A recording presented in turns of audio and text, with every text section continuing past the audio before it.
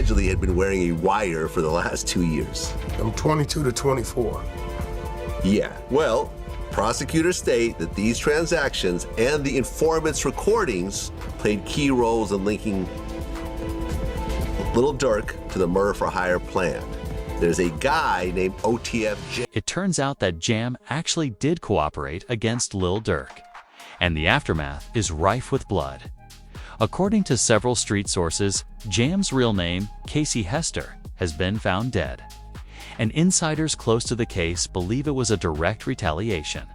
If you think that's crazy, buckle up, because what comes next could completely blow Lil Durk's case apart. Let's go back to the beginning of the chaos, to understand how Jam went from being a real one to the most despised name in the Chicago drill scene. You have to delve into the world. A man who held it down for more than 10 years served 12 cold years behind bars. Never broke, never folded, and returned home to loyalty, love, and stacks of cash waiting for him. Now, the same guy is accused of turning on the very squad that fed him. That's not betrayal. That's treason in the streets. Things helped him create a world in which your reputation is more than just a feeling. It's your lifeline, and it's not only filthy. Let's go back to 2010, when most men were out chasing influence and shackles. While he was in the trenches, Jam was charged with attempted murder and was sentenced to 12 years in the hood at Illinois State. This is more than just prison, it's your loyalty exam, and most men fold faster than a lawn chair. However, Jam remained silent, or so we assumed. Because behind the curtain, as the city and its soundtrack changed, a hungry kid from Englewood named Lil Durk began creating something dangerous. The Family, or F for short, wasn't just a rap group. It was a movement, a machine driven by loyalty and pain, and prosecutors claimed that they had committed numerous felonies. These weren't fake flex, they were real street soldiers, the majority of whom were connected to the Black Disciples. A chessboard was already being set up, a lengthy scam that would later burn everything to the ground, transforming unprocessed trauma into lethal documentation. Drill wasn't just music. It was street testimony with a beat. So while Jam was incarcerated, Durk's career took off. He turned block stories into billboard moments and flipped hood pain into platinum hits. However, every empire built on blood eventually comes to an end, and by the time Jam returned home in February 2022, nothing had changed. He was no longer a local kid, but a millionaire, a target, and still surrounded by wolves. This is where things get crazy though. As opposed to retreating, Jam jumped straight into the lion's den, where he was treated like a king by Durk and F, who gave him respect. Racks and a real seat at the table, not as a handout as blood. But beneath all that joyous energy, something sinister was already happening, because shortly after Jam was freed, the feds increased the heat, wiretapped indictments, warrant after warrant, quiet courtroom maneuvers. And guess which name kept coming up? Already know. You ain't gotta ask again, bro. Like, you know what I'm saying? You ain't gotta ask, bro. He said he gave you 50, bro. You know what I'm saying? Can you tell us how much he gave you, or you don't want to even? No, we ain't gotta get into all that, but bro made sure he made a way for me to be straight, like you saying, gotta ask again, you know? Durk did not simply give James honor by dropping more than $50,000 in his lap, giving him the keys to a house and a brand new car, and even covering his legal expenses, hiring top-tier attorneys to clear the air for a man who had just left after a 12-year term. That's not assist, which is the king's treatment. It wasn't just love, it was a declaration. They weren't merely demonstrating loyalty. They were exuding brotherhood with genuine passion. But beneath the affection, there was supposedly another story unfolding since. At the same time that the internet was buzzing about according to courthouse rumors and leaked federal documents, the authorities were observing something quite different. Their golden informant, Jam, was supposedly wired up for years to record conversations, track names, and relay data as if he were creating a Netflix special called How to Bury Your Own Crew. Turns out to be genuine. Then every handshake we had, every family we had locked in, was being given to the government like a 5-course betrayal. This isn't just any snitching. This is a calculated infiltration. The man was allegedly positioned deep within Durk's closest circle, a man who is trusted with game and loved like blood. If rumors are accurate, he weaponized all of the knowledge he was given unfettered access to in order to assist the federal government in creating a RICO monster that was aimed directly at Durk's head. If this is true, we're talking murder for harsher charges. Concealed mic evidence, late-night conversations with allegiance lines being violated. Payback-coded beef, and the worst part was that those codes weren't so coded when the feds were present. And then everything fell apart on October 24th, 2024. Very ironic name. Jam Now got he him put in a everyone in the jam. Did 12 years. 12 got years. out, interviewed, said he kept it real, brought him cars, gave him 50,000. Wired. Very ironic name. Jam Now got he him put in a everyone in the jam. Did 12 years. 12 got years. out, interviewed, said he kept it real, brought him cars, gave him 50,000. Right. Durk did not simply provide a hug.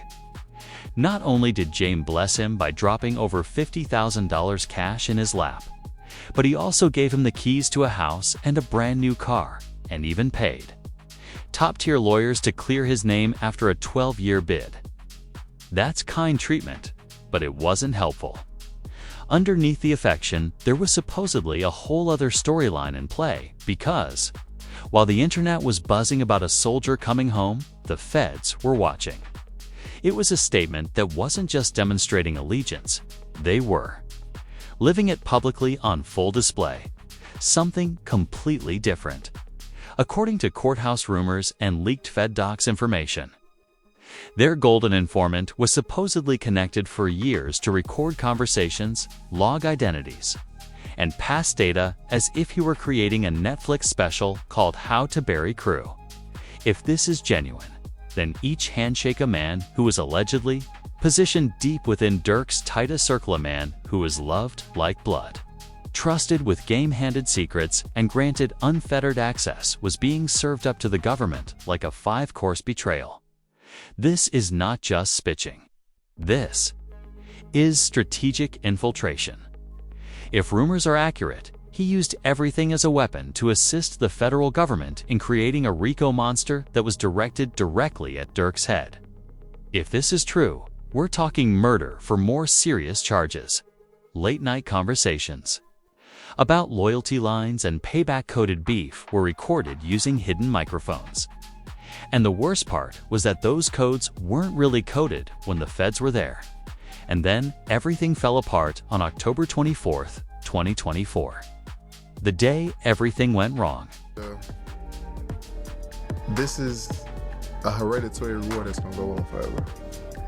People that love Von, even fans, I ain't even talking about his real loved ones, just fans. People gonna have a problem with them. This is where things take a dark, twisted turn. Because if what the feds are claiming is even partially accurate, Jam wasn't just a bystander seeing everything happen. Rather, he was reportedly a double agent with VIP embedded directly in Ike's heart. Access to the devastation, not secondhand accounts, but next-level infiltration not catching up when it was said that Jam was live-recording everything. From the initial rumors of preparation to the actual maneuvers to the gory aftermath of what prosecutors are now accusing him of murder and establishing a larger conspiracy. Let that sit for a moment. He wasn't hiding outside the room. Rather, he was present throughout the meetings and chats in the trust, which is a sign of betrayal and access to lunacy. According to federal court documents, one of the government's top-level informants reportedly jammed digital evidence and audio recordings, bringing the entire operation into the public eye. This included everything from how credit cards were used to lock in flights to it wasn't a lucky guess as to who made the reservations or how those travel receipts matched the date and place of the attempted hit on Quando Rondo. It was supposedly the same individual who assisted in making the reservations while surreptitiously pressing he was allegedly in the room for the strategic meetings about the who, where, and why. He was not a supporting role anymore. Instead, he was the mole concealed inside the engine, watching it spin before ripping it down from within. He was aware of the travel charts and the financial flow. Multiple individuals tied to OTF coordinated the plot and discussed payments after the alleged attempt on Kwando's life. Plan allegedly involved offering music industry opportunities and cash rewards in exchange for the killing of. This entire nightmare is made even more terrible by the alleged setups. Surgical nature. This was not a careless street brawl that went out of control. Rather, it was a cold, deliberate takedown in chess, not checkers, that has left everyone stunned. Kayvon London's 5 associates who were put in handcuffs were Grant Wilson and DeAndre, Dontrell, Keith Jones, Lindsay David Bryan, and Houston Asa. These weren't background extras or nobodies. Rather, they were core members who were hard hitters, the kind of men you call Wensons. Accuracy and loyalty are more important than anything else. They were supposedly in the middle of logistics, planning movements, and safeguarding secrets rather than pursuing influence. As a result, what follows is even more shocking because the timeline actually twists. According to several insiders involved in the matter, let that sink in during the interview. Jam was supposedly wired up from the time he returned home in February 2022. The day he set foot on the ground, he was already wearing federal surveillance gear. Audio files with recorded timestamps. The government was purportedly sitting in the back seat in real time from 2022 to 2024. Since the GPS all went directly to the federal government was not merely monitoring, it was construction. One voice memo at a time, the gradual, silent construction of a RICO time bomb pieced together from handshakes and murmurs. 22 to 24. Yeah. So he immediately got caught. Imagine Durk stuffing his pockets while the crew called him bro and broke bread with him, demonstrating the nearly unbelievable amount of psychological manipulation required to carry out this type of long-term betrayal. Keys to a house, exchanging the most intimate conversations about survival, retaliation, and loyalty. Let it truly sink in that Jam was reportedly secretly recording everything and feeding that trust back to the very federal investigators who were trying to destroy everyone who had ever shown him love. An act of panic, prosecutors claim that this was not a last-minute agreement made under duress. The case they are constructing is extensive, including audio recordings of paid conversations, verified money trails, and insider analyses of how the allegations, if these receipts hold up in court. We're looking at a federal-level playbook of organized conspiracy that was reportedly laid out over years by someone. This isn't barbershop banter or internet cap. The murder-for-hire operation was planned, funded, and carried out. Someone was trusted enough to enter the room, but the toughest part isn't just the legal damage. It's also the psychological bomb that exploded inside a family's walls. It wasn't just a music label. It wasn't just a team. It was a code, a circle formed by hardship, loyalty, and suffering that went beyond blood. And what Jam reportedly did was not just violate a rule, but also a blood pledge, shattering the family. They know that music contracts was offered. Who would have to tell them that? Well, prosecutors state that these transactions and the informant's recordings played key roles in linking Lil Durk to the murder-for-hire plan. There's a guy. The internal fallout following these disclosures was nasty, divisive, and volatile. Some users have already moved on, cleaning photographs and unfollowing, while others still refuse to believe it, posting for fun as if nothing had happened, and calling the accusations false. Pages are being cleared of captions as if he never existed, ghosted, erased, and burned out of memory. It appears as though the crew has been split in two, with one side packing up and moving far away, while the other side is still praying that I'll cap them. Then, there is a video clip of James sitting in what appears to be a federal interrogation room dining informally. McDonald's acts as though nothing is wrong and that he isn't currently burning his entire staff. The world went crazy as social media named the Happy Meal of treachery. No worries, no sweat, just fries and a drink. He was eating nuggets when the memes exploded and the captions rushed in. That picture of a man calmly eating fries while allegedly betraying brothers who fed him, bled with him, and trusted him, while nabbing the entire squad the $5 combo that cost everything. Burned into the minds of communities where loyalty is paramount and betrayal is the worst sin. But here's the reality. This isn't your typical rap scandal. If the accusations are true, this is not just one individual flipping. Rather, it is a model for how contemporary federal takedowns are planned, and it extends far beyond hip-hop. Not street-level arrests or quick busts, but years of psychological warfare and infiltration jams suspected involvement in-game. Monitoring that aims to completely destroy ecosystems from the inside out would be remembered as blueprint warfare, rather than just betrayal if it is verified. OTF Jam did 12 years for attempted murder back, I guess around 2010. He got out in 2022, right around the same time of the Quando situation. And he allegedly had been wearing a wire for the last 2 The entire takedown process wasn't random. Rather, it was carefully planned. Federal agents didn't just happen upon this. They claimed to have planted their peace jam on the board years ago and were moving like snipers, waiting for the right opportunity to strike. Every arrest, indictment, and headline was timed like clockwork. This wasn't a sweep. In addition to disbelief at what Jam allegedly did, the hip-hop community erupted when the details began to surface. It was a slow-burning demolition, a multi-year setup intended to implode from the inside, and heartbreak over how long he kept the mask on. Now, questions are bouncing around everywhere about who is truly solid anymore. Whether loyalty is even real, or the streets finally realized that the rules had changed and that no one had informed them.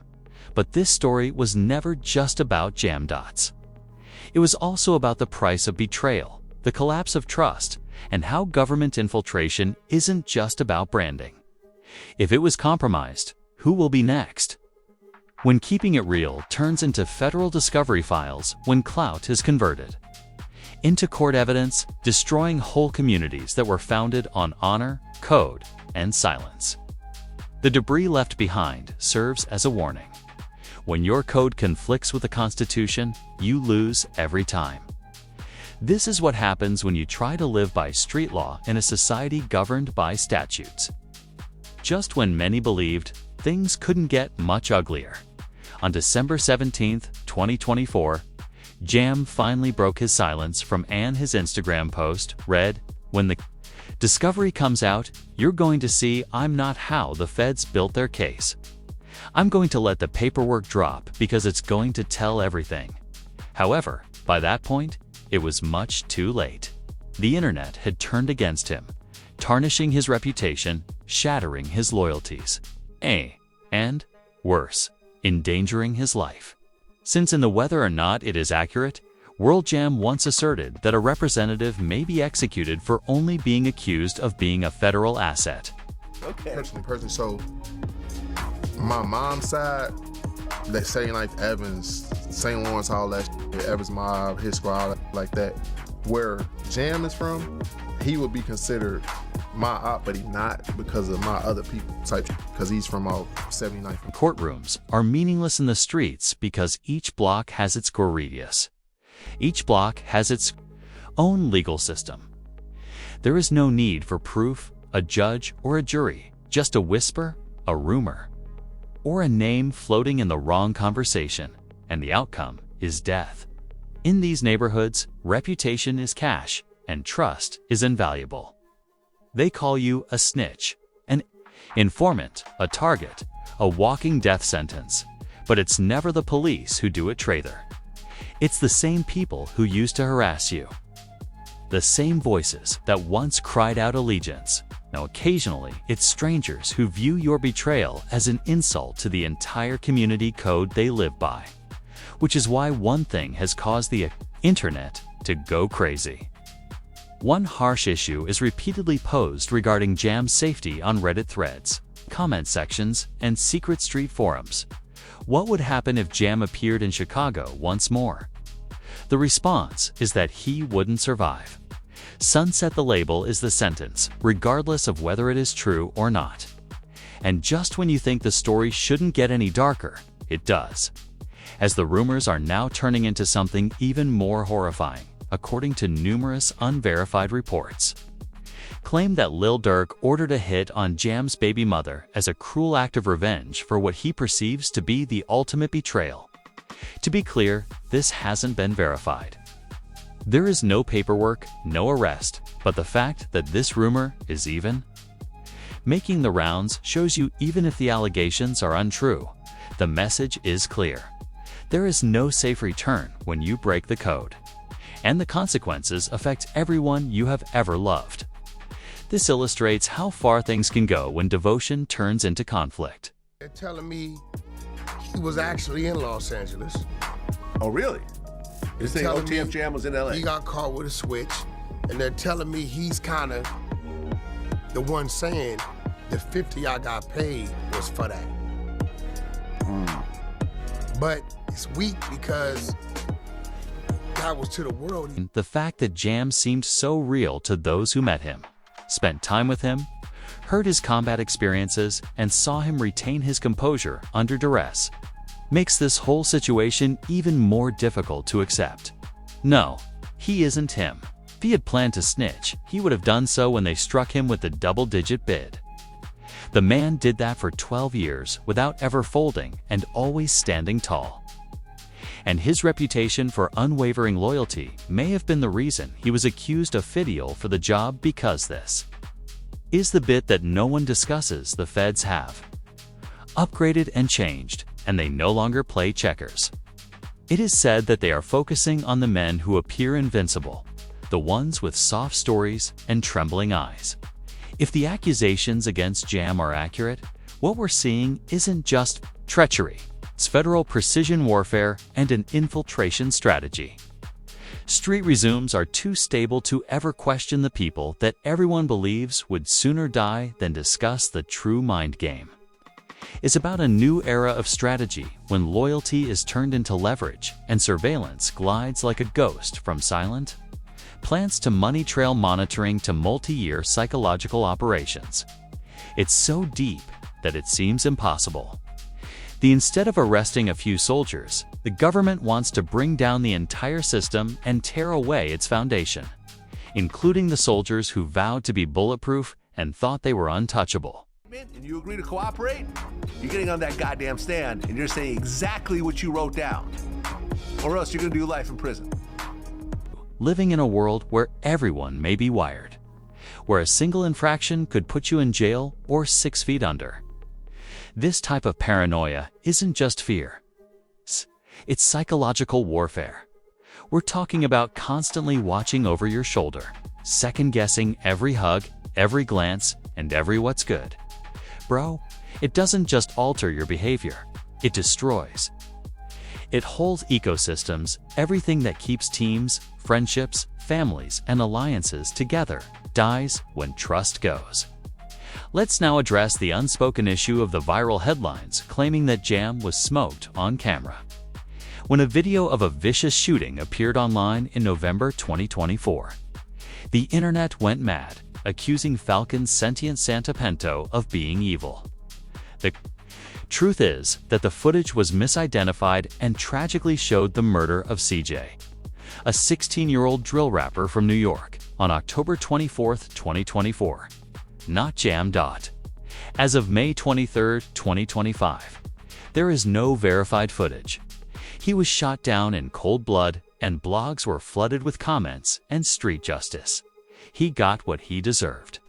Report on a homicide, there isn't any official proof that Jam is dead, so no, he hasn't been smoked on camera. However, What's more unsettling is how quickly it spread and how people believed it to be true because in the society Jam came from. Once you're called a rat, assume your fate is predetermined. Hazardous the code is that the culture of retaliation is so pervasive. Although false information was spreading via headlines and hashtags, the actual battle was still going on behind the walls of the courtroom because Lil Durk's legal battle was far from over. His trial, which was originally scheduled for earlier this year, was postponed to October 14, 2025. ALLEGEDLY because of new evidence, sealed motions, and ongoing discussions for plea agreements. What happens next could the entire dynamic between hip-hop, the streets, and federal justice. The prosecution is strengthening its case, and the defense is adjusting. Will stem on people cooperating. If they can get people to say, Durk put us up to this, and their stories are consistent, then Durk is cooked. If their story starts being flip-floppy, this person's version of the story is different than this person's version of the story, Drew Finley will tear. Most individuals couldn't handle the pressure of constantly second-guessing every look in a world where everyone nearby may be wired and one sentence could be the one that buried them. Every phrase and every handshake doesn't merely cause people to move. In other words, it destroys entire communities because when trust is lost, everything falls apart, including friendships, crews, and families. And now, let's address the big issue. Those viral headlines that claimed Jam was smoked on camera were entirely untrue. In November 2024, a video appeared online that showed a vicious shooting in a few hours. The internet exploded with claims that Jam had been apprehended by the streets and that justice or retribution had finally been done. However, the video revealed the terrible murder of CJ, a 16-year-old drill rapper from New York, who was shot dead on October 24 to 24. As of the 23rd of May 2025, no confirmed death report exists. No verified inquiry, there's no official evidence that Jam was killed. So no, he wasn't smoked on video. But the fact that so many people believed it right away says it all because in the society Jam came from, assume that once you're called a rat, the conclusion has already been written because of how serious the aftermath is and how deep the code runs. While phony headlines and Twitter threads went crazy, the true story was still developing behind the courthouse walls because Lil Durk's legal battle, which was supposed to conclude with his trial earlier this year, had been rescheduled for October 14, 2025, according to insiders, because of fresh evidence that has changed plea agreements and legal strategy. Behind the scenes, the prosecution is constructing the defense's red dot. And what transpires next may permanently alter hip-hop's relationship with the streets.